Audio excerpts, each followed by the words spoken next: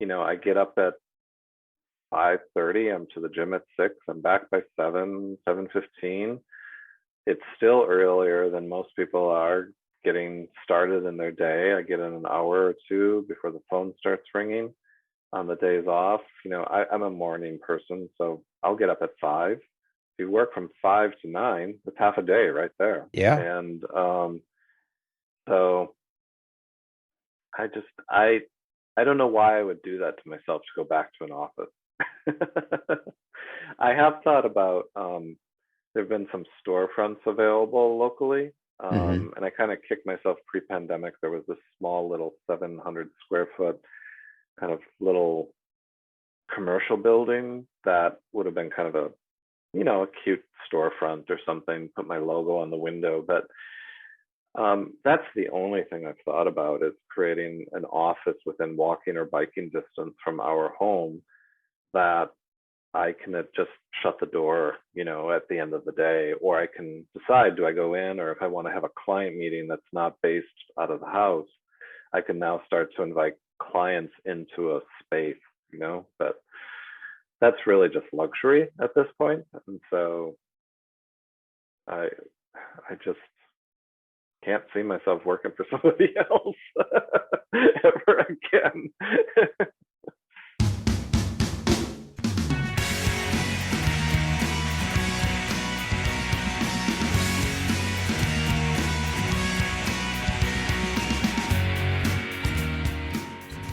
This is Inside the Apple Studio, the podcast that details the intersection of architecture and Apple and explores how architects and other design professionals use Apple products in the practice of architecture. With your host, architect Neil Pan.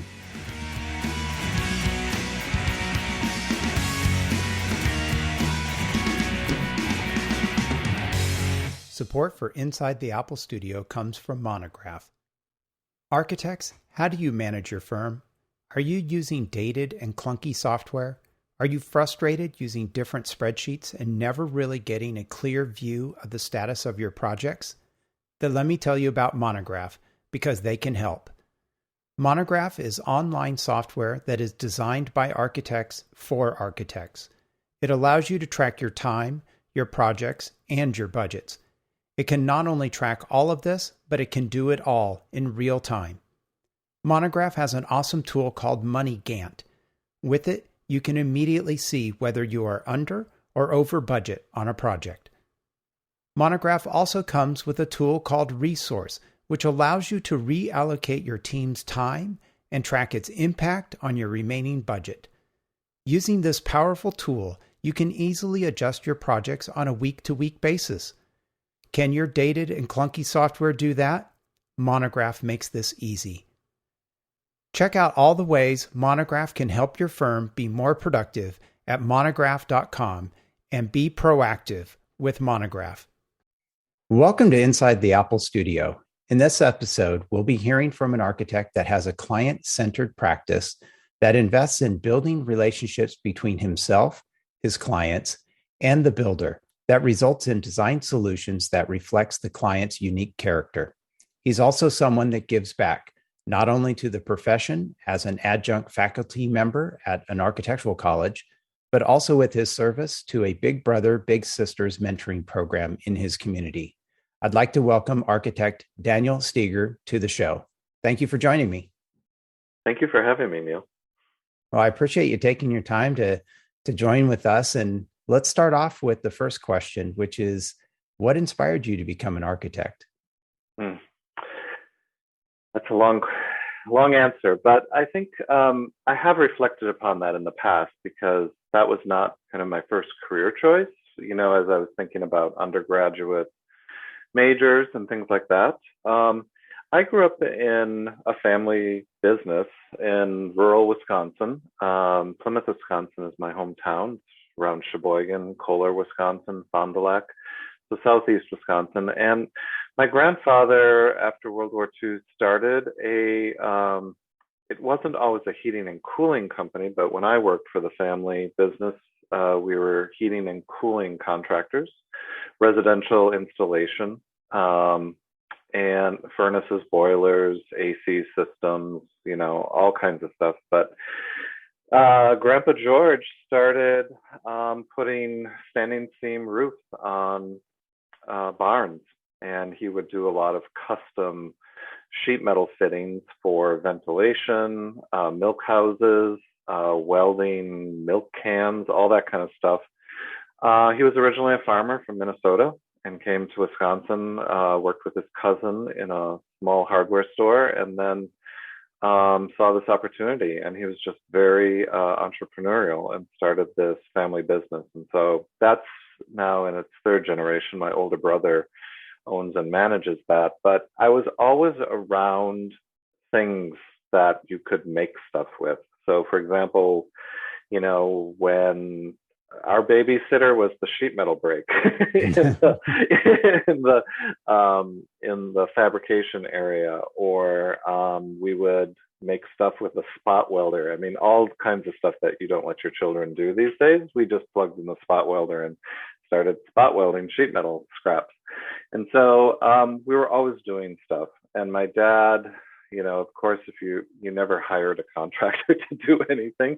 And so we did everything ourselves. And it just was instilled in me. And also, when I was a very young kid, my mother decided to go to art school we're about an hour north of Milwaukee. And she started taking art classes at a private Cardinal Stritch College at the time. And I remember her having to do the color wheels and all these, still life drawings. And she would actually involve us because if she had a drawing that had a large kind of pattern in a certain area, I remember she did these kind of pointillism drawings in one class, and she'd kind of outline where she wanted a certain dot density, and she'd pass it down the line to 5, 6, 7, 8-year-old kids, and she'd be like, "Here, fill this in this area." And so we used to actually help her with her homework.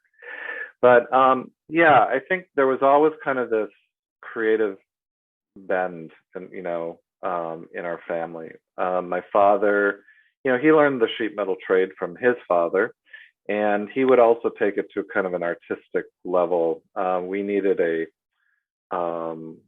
decorative front to a raised hearth on our fireplace, and I remember as a kid he went and got sheets of brass and actually created this kind of sunburst out of standing seam metal. And unfortunately, he wasn't able to bring that when they moved. But he always kind of was thinking about what he could do with stuff just beyond kind of the everyday prosaic stuff that he had to do for work, and my mother as well. So that's kind of where the creative side came from. But why I didn't do that right away, I don't know. I don't know. In my undergrad, ultimately I graduated with a government studies major with a German and Spanish minor. And I thought I was going to go into the Foreign Service. I was pretty good at languages.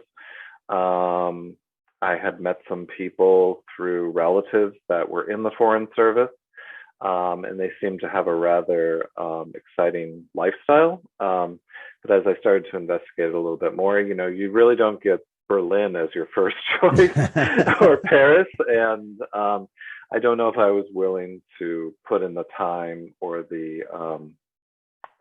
basically put in your time in some more out of the way places that weren't using my languages. And so I had always just thought about architecture school. And actually, after I graduated undergrad, I went overseas for a year on a Fulbright scholarship, and I came back and I was like, you know what, I'm done traveling. And at the time, the family business needed another family member involved. No one takes care of a family business like family. And so I said I'd give it 3 years. And after 3 years of working with mom and dad, I said, you know what, I think I need to go on to some other things. And architecture had always been in the back of my mind. And so I actually pursued that. And that's what really brought me to Boston for graduate study. So it was kind of a long trek to get me here, but here I am. Yeah, that's fascinating. Why MIT? Why Boston? Well, actually, I didn't matriculate at MIT right away. I didn't apply there. All I knew, I had been out of undergrad. I was maybe 25, 26 at the time. And I knew that I didn't want to be in a traditional program where you had to, live in a dorm and, I had already gone through all the campus experience and the college experience. And I kind of felt that at the time that was a step back. And so what the Boston Architectural Center at the time, now it's the Boston Architectural College, offered was to be a full-time student, you had to work full-time, and that was your practice curriculum, and then you had to be matriculated in your academic program at the time as well. And that's really what brought me to Boston was the BAC. And at the time, the BAC was in a transition period. I think I was one of the first students or first classes that was coming in under the master's program. That was a new course of study at the time. They hadn't received their accreditation and they couldn't guarantee that they would, as they, honestly probably were just trying to say, we'll probably get it, but, we can't guarantee it 100%. And the BAC was a very unique place at the time. Students would kind of float in and out, and it was kind of known for people taking very long periods of time to complete their degrees. And all challenges that they've really solved at this point in their history. But at the time, I remember my first class. There were 3 students in the studio with 2 professors, and it was just an odd ratio. And then my second studio, there were 10 of us, and I would say only 2 or 3 of us actually did the work. And so it started to become an issue where, I was a little older. I was a little more motivated than some of the other students, and I wasn't getting the kind of cohort experience that I had hoped for. And so I felt I was kind of out there on my own. And one of the architects at the firm that I was working for suggested that she understood my personality, what I was looking for, and she said, "Why don't you apply to MIT? I mean, you're in Boston. You've got Harvard, MIT, Northeastern, or the BAC for architecture programs." And she just felt that MIT was a better fit for me. It's the only school I applied to here in Boston. I kind of jokingly say I was too poor to move. And I remember, the New Year's Eve, I think it was 1998, 1999. It must have been 1998 because I went 3 semesters at the BAC. I was at the firm's office, the lights on, and I was trying to complete my application because it was due, I think, on January 1st or January 2nd. Yeah. And I was just pulling together anything I could, filling out all the forms, and it's the only school I applied to. And somehow, by the grace of God, the universe, I got a call, a couple months later from the professor who was in charge of that year's incoming MArch 1 students. And she said that I'd like to offer you a slot. And in that class, there were, I think, 17 of us, 17 or 18 of us. And then that's really why MIT. And, after I was accepted, it was funny. I called my parents and I was ecstatic. I was like, is this a mistake? But my mom said, I don't know what this means, but you sound happy. So I'm glad you got in. True Midwestern kind of perspective of where MIT sits within the architecture schools. But it was a great experience. Obviously my cohorts were amazing students. And it was basically just trying to hang on for dear life as I rode this kind of train for 3.5 years at MIT. very high caliber thinkers. Um, and it's just an interesting place. I survived. I got out of there. I survived. Had some very good friendships that came out of it, and yeah, here I am today. So, Was there a class or an instructor there that influenced you in your career path during your time there? it's an interesting question. I'm sure MIT's development office doesn't want to hear this, but I would say that there were two professors that I like to say I did my best work with them. And I think that's because I have a tendency to get stuck, and overthink. And these were professors that were like, okay, you've got a couple options, now just do it and move Hmm. forward. So one was Ann Pendleton Julian. She's no longer there. And I think she's at the University of Ohio now. But she, I had her for my first studio, one of the best projects I've ever done. It was a little rough around the edges in terms of, drawings, but just in terms of thinking. And then I had her for my thesis, and the same. I think she just was an amazing thinker, or is an amazing thinker. Um, and then in MIT was developing a landscape program at the time, and Ann Whiston Spurn was another person. Even though I didn't have the landscape background, or that wasn't my course of study, she was just an amazing thinker.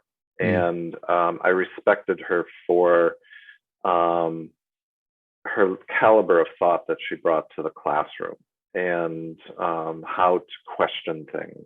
And so those are two people that I would say that I really have fond memories of working with. However, and I say this honestly, and I haven't sugarcoated this with any of the administration that afterwards, I think my biggest regret after leaving MIT was I just didn't have a good mentor while I was there. And someone that would take me under their wing and say, you need to be thinking about X, Y, and Z. Hmm. This is the next step. Have you thought about this? And just sit me down and be a mentor to me. And, at the BAC, I've always tried, when I've worked as a professor there, adjunct professor, I've always tried to extend myself to the students and be a mentor to them, and not just want them as labor for a project, a pet project that I'm working on, and really tell them honestly, you need to know this stuff. This is what employers want when you get Hmm. out. You need to be billable. You need to have skills, and it's not just about. You're not going to be designing when you get out of school. I mean, unless you're a wunderkind of some sort. And this is what will get you a job. And I just didn't have that when I was at MIT, and that's the one kind of regret that I have. But time's passed. I'm over it, and move on. Now, you mentioned a few things about what will get you employed. You were working while you were at MIT. What was that experience like to be working, and what sort of lessons did you learn about the profession while you were earning your degree? Well, let me back up a little bit. I had mentioned at the Boston Architectural College, you have to work. It's a little different now, but back then, to get federal student aid and be considered a full-time student, you had to have a job, work during the day, and then take classes at night. Um, while I was at the BAC, it's the worst grades of my entire academic career. Just trying. I was on the T, studying for an exam or something. It's a long haul. And what I've always said about now that I have my own practice, I mean, I don't have employees. I'm a solo practitioner, but I've always said of BAC graduates, they're incredibly tenacious people. They are self-starters. And if they get through the BAC program, they have the experience under their belt, but they're just incredibly motivated people. and talented at the same time. And so they really bridge this practice, kind of the creative design side as well. And I would put them up against any of the big schools, to be honest with you, across the nation. When I was at MIT, so I was working for a small residential firm when I was at the BAC, and I continued to work with them, and I would come in once a week and pester them and do their billing. I think they just wanted to keep in touch with me more than anything. And after about the first year, I basically said, I can't do this anymore. It was incredibly, incredibly tough. It was wonderful because I left, because MIT was a fully immersive academic experience. It was a good palate cleanser. You know, it's like there's a real world out here and you have to operate in that. And it's not just this beautiful graduate school experience. So there was always that tinge of reality, you know, that was that I balanced my academic career with. But after the end of about a year, I had to kind of say, you know what, I just can't do this anymore, you know. And it wasn't like I was working on projects. I was really kind of the administrative staff at that point.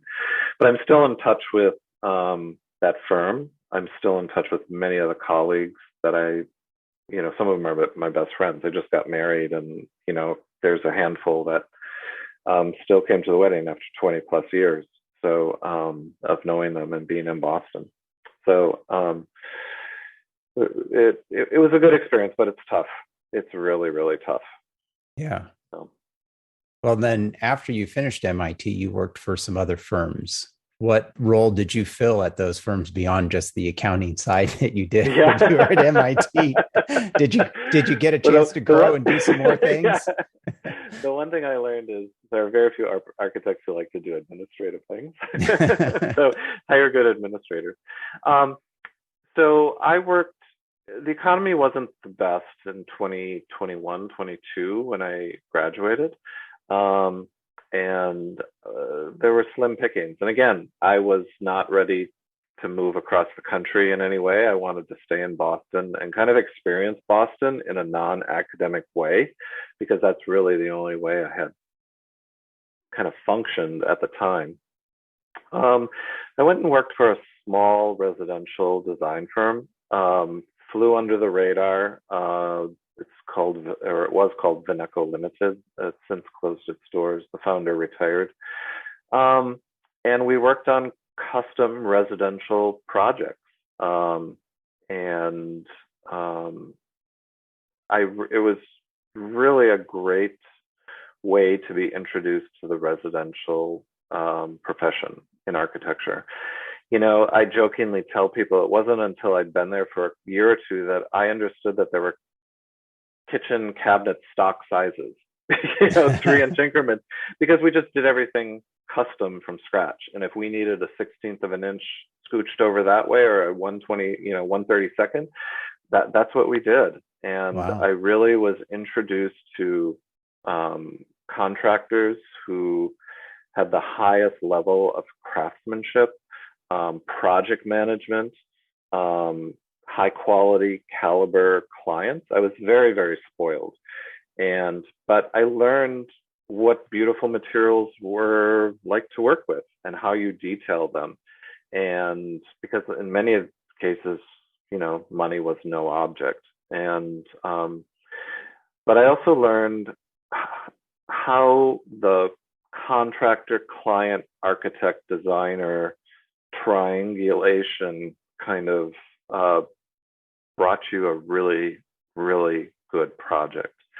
And it's much more enjoyable for everybody. And so I just knew no different. And so when I started to work for some other firms at the time, I was like, isn't this the way you guys do things? And it's like, no, there are other models out there, and I just didn't learn them.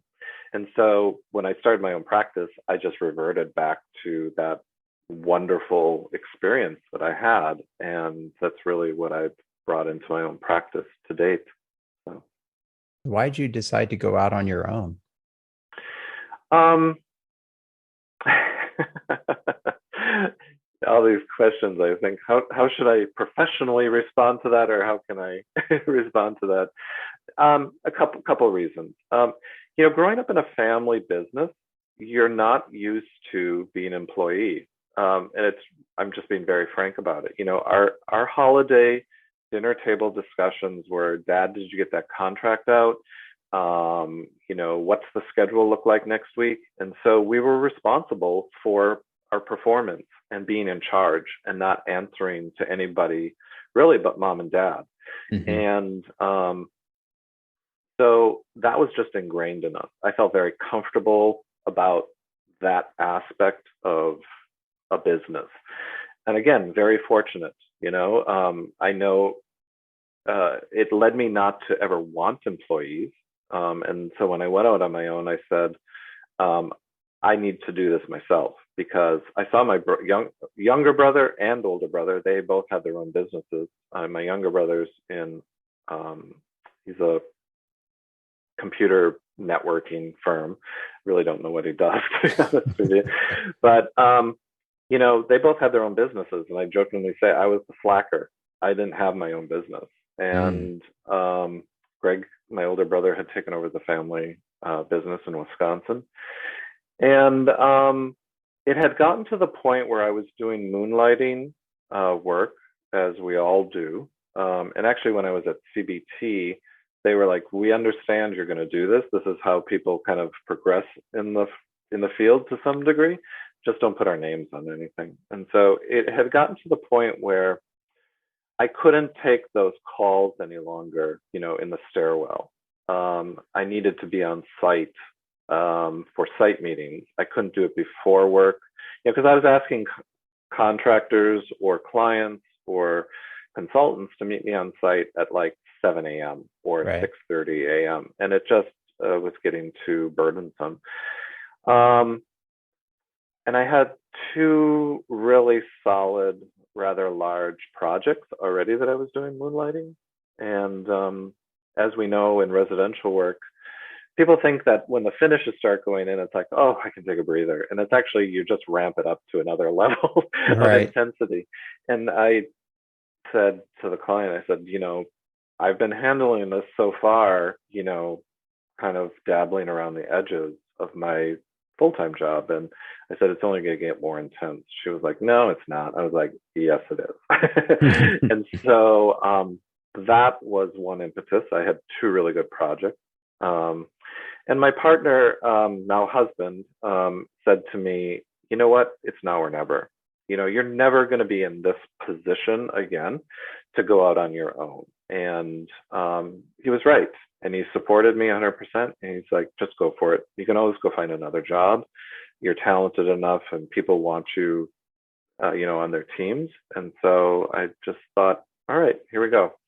And now I'm addicted to working for myself. I don't think I could ever get back on the commuter train in the morning again and do it. I work from home. The dog is at my feet. I'm in my slippers.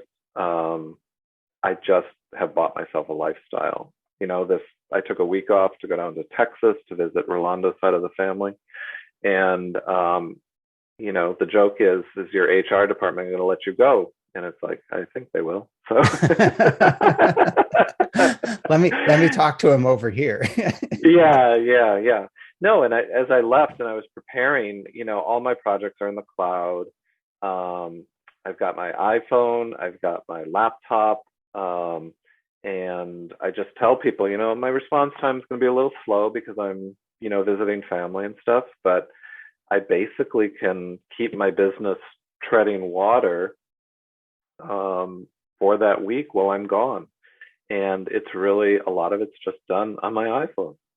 Yeah. If I have to throw a drawing, get a drawing out or something, I'll fire up the laptop. But it's really incredible what technology's allowed us to do as sole practitioners. One other thing was very critical in letting me, not letting me, but was really a support in letting me go out on my own. And that was at the time Obamacare came out and I could Hmm. buy my own health insurance. And because up to that point, Rolando and I weren't married, we weren't domestic partners, and I was going to have to buy healthcare insurance or go uninsured.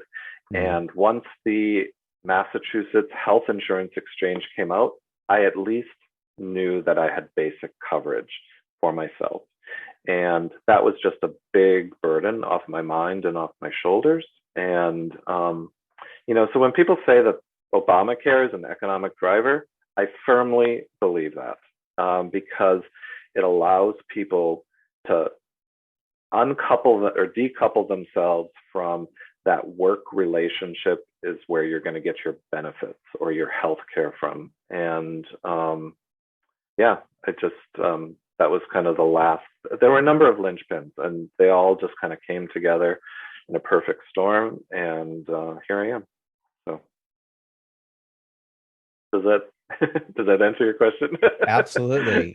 Do you think that growing up with parents that ran their own businesses, having your brothers run their own businesses, do you think that allowed you or gave you the confidence that you were ready to run your own firm? I mean, there are always, there's always self-doubt. What am I going to do in this situation? Blah, blah, blah. But I think what it gave me was so my father, and we can always look back on our parents and our relationships with them with some sort of criticism, but he really instilled in me that it's okay to say no. It's okay to say no to a client. It's okay to say to a client, you're not doing the right thing. And it's okay to walk away from a client who, and I think those are all kind of wrapped up in this negative part of doing business. But when I fired my first client as an architect, I my knees were shaking. I was like, what are the ramifications of this going to be? And I said, no, this is not how I want to work. And I told you that. And so you can't change the rules of the game midstream, mid-project. So sayonara. And, we had discussions around that, like, why do you want to do this? But I was okay with saying no. The other thing my father instilled in me is, they weren't the cheapest heating and cooling contractors, and they had a very specialty niche. And when we think about marketing, all these marketing programs it's like, find your niche, find your niche. And he did. He said, I'm not doing any new construction. I'm only doing replacements. My margins are higher. I'm in and out in 3, 4, 5, 6, maybe a week, maybe, So he understood what made him money. And he was okay saying no to certain segments of the market because they either didn't fit the financial model or they didn't fit his personality of how he wanted to interact. So when he would work if a client came to him and said, we're building a new house, we want you to do the HVAC, he's like, that's fine, but I'm not signing up with a subcontract, or I'm not signing up with your GC. My contract is with you directly. And that saved him. And I know GCs don't want to hear that, but it really, he's like, I'm doing you a favor, client, basically, by doing this, because this isn't my business model. And if you want me to do the work, this is how I'm going to work. He's like, if you don't want me to, if you can't handle that, or the GC doesn't like that relationship, that's fine. I've got plenty of other work over here. The other thing, he wasn't afraid to charge his worth. And so, in any business, you're going to have somebody at some point who's going to be like, all you did was change the X, Y, and Z parts, and I can go over here and get it from the big box store and put it on myself. And my dad was very professionally, he'd say, well, then why didn't you do that? And he would have people come in and say, you've charged me too much. And he would just very simply say, if you think I've overcharged you, then you just pay me what you think that job was worth. And I would say 9 times out of 10, people would pay the entire invoice in full. And so he stood his ground and said, I'm charging what it takes for me to keep my doors open and to pay my employees and to give them a living, pay them a living wage. And he never backed down from that. people would push back and say, why are you charging this much for a boiler change out when I can go get it over here for this much less? He'd say, I'm charging you what it takes to do the job. That was his response. And I wouldn't have to lift my head up from my desk when people would come in, and I would hear them at the counter because I knew what he was going to say. And he used to say, if you don't want me to do it, good luck. We'll service it, when it breaks, and we'll come and make repairs to it or clean it and get you on a yearly. But if you don't want us to change it out, that's your prerogative. So that's kind of a long way to say I felt comfortable on the business side of things. And I've noticed colleagues who have thought about going out on their own as well. And that was a real gift that my parents gave to me. I understood I wouldn't say I'm this miraculous business person, but by any means, but at least I understood the ability to say no, because I've gotten into situations where people have pushed back and they said, we'd like to lessen your fee. And I'd say, well, that's fine, but this is what you won't get, right? We'll change my scope of services. Or if they whittle it away far enough that it's not a project that I want to be involved in, I'll just say, I'm sorry, I think you have the wrong architect, and let me help you find somebody else. I know somebody that I think kind of works in that methodology or has that process, and I'll introduce you instead of leaving them kind of, at the curb. So, yeah, I really feel comfortable talking numbers with people. And I have colleagues that I use that I've known for 20 years here in Boston, registered architects who don't like the business side of things. I'm like, fine, I'll be the front man and we'll work behind the scenes and let's do some fun schematic design together, or we'll do the existing conditions together. You bill me through your firm, and we come up with these great partnerships, but they don't want to be involved in the client side of things. And it's like, that's fine, I'll do it. So. Perfect. Now you've had your own firm for almost 8 years now. How is your? Oh my gosh, it's been that long. Yeah, it's been a while. Yeah. So how is your personal experiences, such as travel and cultural explorations and deep love of gardening, I saw, shaped your philosophy and approach to your practice? Yeah. So one thing I didn't mention when I was actually thinking about grad school, I was thinking about becoming a landscape architect first and foremost. My parents had done renovations on their house in Wisconsin, and of course, most projects, the landscaping is cut at the end. And so I ended up, while I was working for them or in the family business, I did a lot of the landscaping on the property myself. And I really fell in love with gardening, respect for the environment, which I had never really developed up to that point. And so that's really what I thought I was going to get into, but none of the schools that I was really looking at had a landscape architecture program. So when I lived after I graduated grad school, I had a condo in the Fenway area, and I actually had a victory garden along the Muddy River. And so even out here, I brought that love of just being outside, my hands in the soil and watching things grow and tending to it. In my practice, and I really got Rolando to love it as well.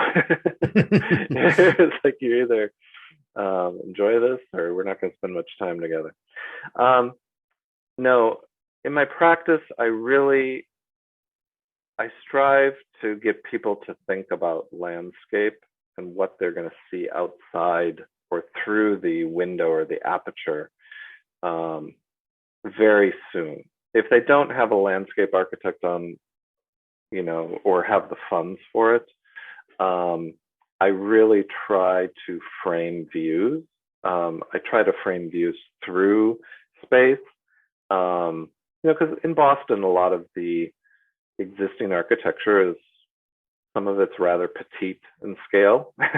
And so that connection between inside, outside, even during the winter months, I think is, you add another room to your space. At least we do when the weather is nice and we sit out on our patio. Um, so I really strive to bring in that connection. Um, Very seldom do I just see a project where it's going to be just unroll the sod up to the foundation. There's some love or there's some respect for our environment for most um, from most of my clients. So I really enjoy bringing that in. What we did personally, so I live in an area of Boston called West Roxbury. It's the most suburban of Boston. It's kind of the farthest out that you can go before becoming Needham or Dedham or Brookline. Um, and so we have lots. And when I met Rolando, he had just purchased the house maybe 6 months prior, and it was all grass, irrigation. And it was getting difficult for me to go back and forth between the Fenway and West Roxbury. And so I finally established a home in West Roxbury, and I was like, you know what? Let's make this our place. And we took out all the grass in the backyard. Dear friend of mine who's a landscape architect, all native plantings. We did the same in the front, although there is a little patch of grass. It takes me about 10 minutes to mow with an electric lawnmower. And he's a scientist. And the first thing he noticed after the plants were put in was the array of insects and bees that suddenly populated our yard and weren't in anybody else's yard. It was like, and our friend Jenna Johnson, who was the landscape architect who helped us, she said, all you have to do is plug into the system and they'll come. So, Interesting. yeah. So I try to practice what I preach, and we've really tried to cull out non-natives and have created an environment. I mean, we sit out in the backyard and we watch multiple hummingbirds actually just fly between the monarda, the bee balm, from the front yard to the backyard, the front yard to the backyard, and stop on their way to certain vines. And then I'm getting too much into this, Neil, but there's a we live on a gravel road on a corner, and it's an unpaved road, and it leads to our driveway. But there's a 10-foot strip along the neighboring school's property that is just kind of, people have called it throwaway land. It's where people take their grass clippings and throw it, and it's just piled up over the years. And we took it over, and whenever we need to divide plants, because I hate throwing away live vegetation, I either give it away or we call it our orphanage. And we throw it over there, and we've started to kind of develop an offshoot of our yard that's not as well tended. It's a little more, as my friend Jenna Johnson calls it, blousy. It's untended. We go in the spring, kind of cull out some of the weeds or the more invasive stuff, and then maybe at the end of the year, and you just kind of let it do its thing. And if you can't survive over there, you're not going to survive. So we took out our irrigation, all that kind of stuff. So all of our neighbors have irrigation, and we don't. All of our natives now have deep tap roots, and we just abandoned the irrigation system. Nice. Yeah. So maybe, yeah. So that's how I like to think about landscape, the outdoors, gardening. In my mind, I prefer a much more natural aesthetic, but I understand, not everyone can kind of handle that from a design standpoint. And but I like to think about low maintenance or no maintenance. Well, there's no such thing as no maintenance when it comes to a landscape. Or you just walk away from it. But and we've recently had to actually hire some help just because there's so much material that we're dealing with, but they get it. We were looking for someone that's not going to shape baseballs out of our inkberry or basketballs, Hmm. and calls it soil and not dirt. Right. And so we've had a little help lately, but yeah, I love it. It's the only way I can explain working in the yard is that it's my therapy. For me to go out and put on my headphones, have the dog wandering around the yard, and me pulling out weeds it's actually therapy for me. And Yeah. so the world just kind of melts away. And you mentioned earlier about mentoring and something that you do as a professor at the Boston Architectural College. And you're also involved in the Boston Society of Architects and the Greater Boston Business Council, Big Brothers, Big Sisters, as I mentioned earlier. What does it mean to you to give back to the profession in that way, but also to your community in general? Um, it means a lot. I was raised, um, all of my education has been Catholic education. Middle school, high school wasn't, but my undergrad was at St. John's University in Minnesota. So the vein that runs through that obviously is care for others and bring that to the table. So there's always been a high level of community service instilled within me. I was a Boy Scout as a kid. I know that's not fashionable anymore for whatever reason, but it was all about service to your community. And so that was just what I saw through my parents. My parents were always involved in their church. My mother to this day is, she's president of the local chapter of the St. Vincent de Paul Society, home visits to the economically disadvantaged, making sure that, their organization is getting the money and funds out to who needs it. So, when I came, for IDP, we have to do some sort of community service, right? And so I was just looking for something that wasn't religion based at the time. And Big Brothers, Big Sisters kind of came up on the radar. And it was a really good experience. I'd never had all my brothers, we were all like 18 months apart, good Irish Catholic family. And so I never had a sibling that was much younger. We were the youngest cousins in the family. So I just thought it would be interesting to kind of mentor a kid. And, so back in 2002, I met Josh. He was 9 years old. He actually aged out of the program at 21. And so I was with them that entire time. Wow. And that was a very interesting experience, a very eye-opening experience that not everyone had the same opportunities or upbringing that I did. Even in a rural community, Plymouth is all of 8,000.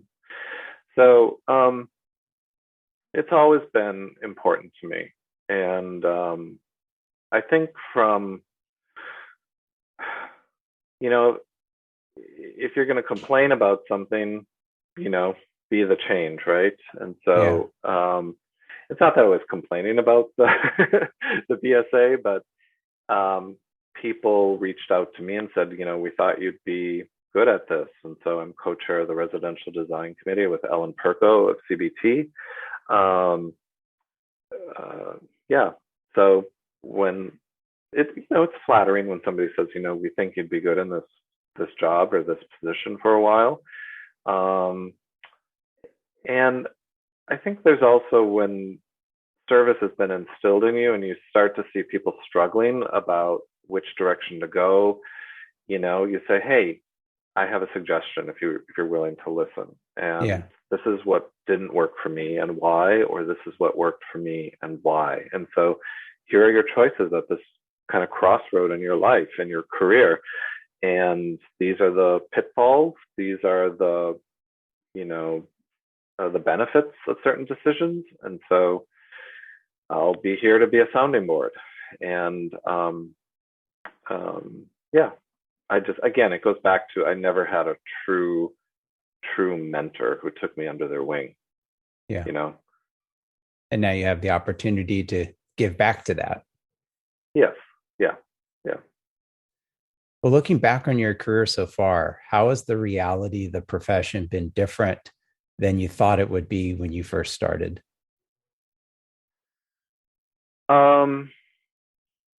Like first started my firm, or just first started? First started in working in the career and going to college, learning about the profession.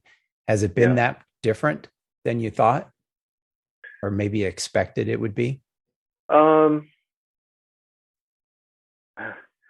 I think the immersion into the field was slow and steady, that you just kind of adapted. Mm-hmm. I think what I see now is students think they're going to be designers every day, right? They're going to sit down with their sketch pad and paper and come at a professional project design challenge like you did in school. And some people do. Some firms are based on that, but I look at it as a profession, and what that has meant is that there's a certain amount of administrative.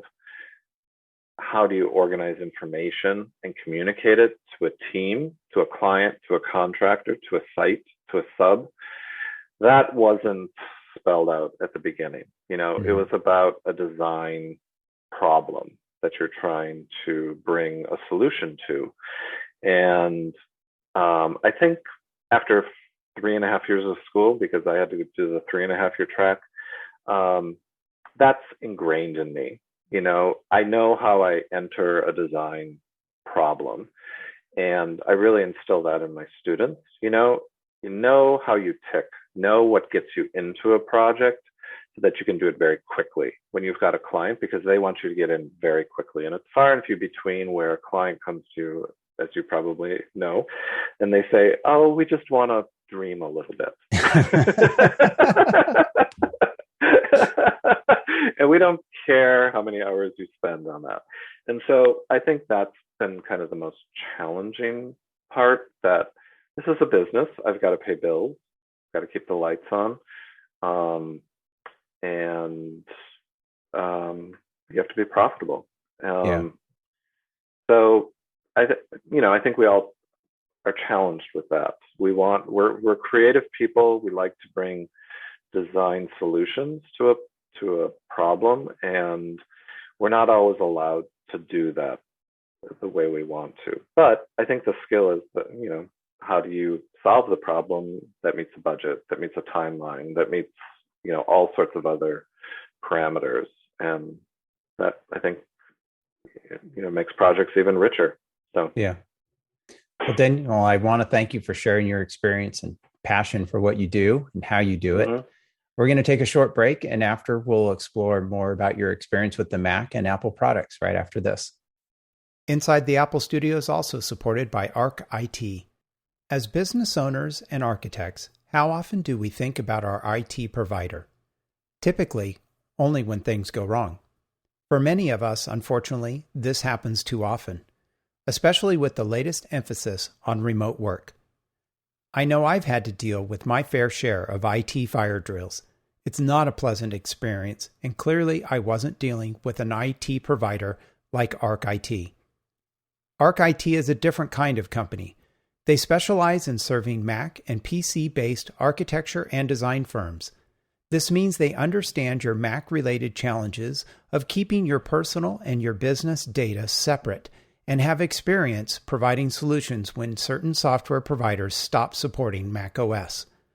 Combine this with industry-leading response times, proactive remote hardware management, solid disaster recovery and backup solutions, and enterprise-grade security management. And yet, all of the above are just table stakes for a solid IT company. Arc IT goes a step further. They become your strategic partner when it comes to planning, budgeting, and integrating new technology into your business. All of this sounds expensive, right? Not with Arc IT. Because Arc IT is highly specialized for our industry, their pricing is on par, or in some cases even lower, than other IT providers. Arc IT is transparent and publishes its pricing on its website. Your business deserves a competent, responsive, and proactive IT partner. Reach out to Boris, Arc IT's founder and CEO, for a free consultation. Go to getarcit.com and click Work with Us. Welcome back. Daniel and I had such a great conversation that this episode is being split into 2 parts.